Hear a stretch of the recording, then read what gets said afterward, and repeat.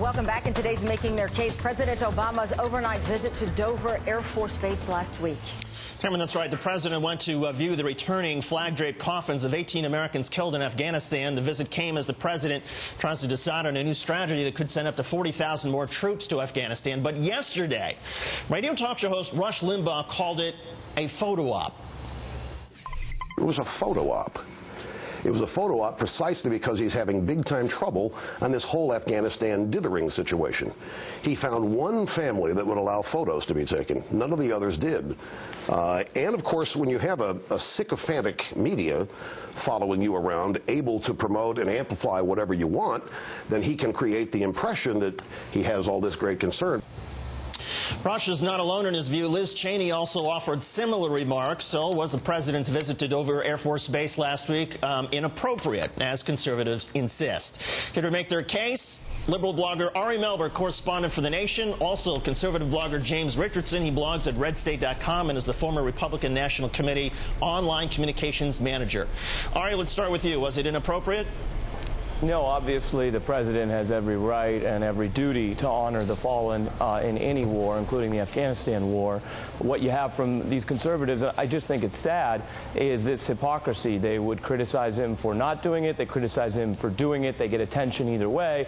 So they win short term. I think long term, though, the public really tires of this. Rush Limbaugh is a hater and a hypocrite.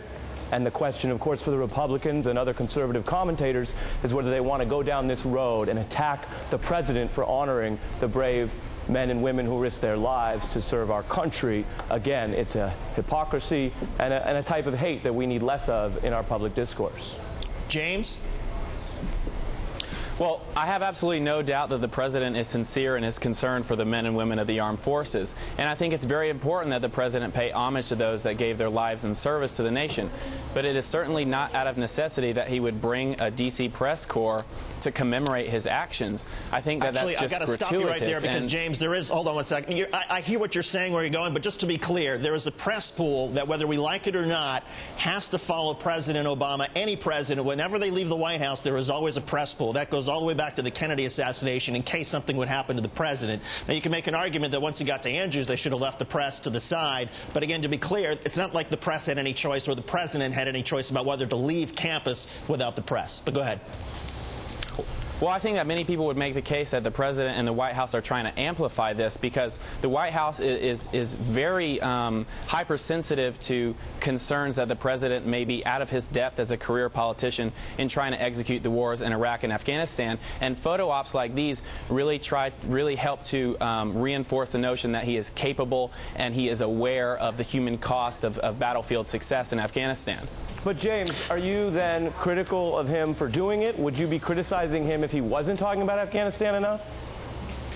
Absolutely not. I'm very proud that the president would go and he would honor these service members. I would expect it of any president. But I think it's very insensitive and it's out of line for them to take pictures of it and commemorate it in such a way.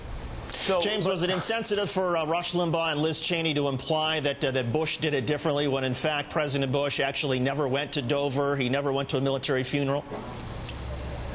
Well, as you noted, Bush didn't go to Dover, but President Bush did meet with military families who had lost loved ones, and he grieved with these people in private, without the press and without the cameras.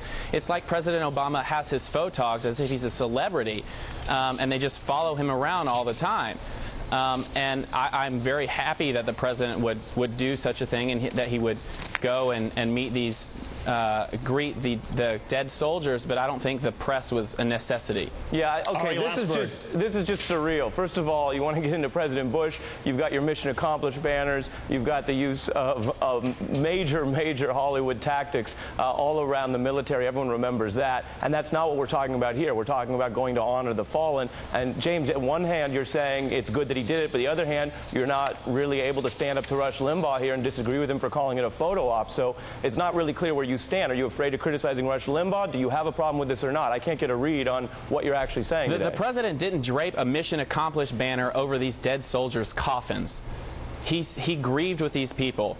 President Obama, I'm sure, is grieving with these families too. But President Bush didn't feel the need to have it photographed and in the press, and so that people will know that he's aware of the consequences of war. He's trying to buy time here for his Afghanistan decision. Are you saying it's a good thing or it's a bad thing? I'm not sure any of us can get into the president's mind, but we got to cut it off there. James Richardson and Ari Melber, thank you both so much. We will get back to this issue, we promise, and thank you both. Thank you, David. Incredible conversation there. Well, David, just ahead.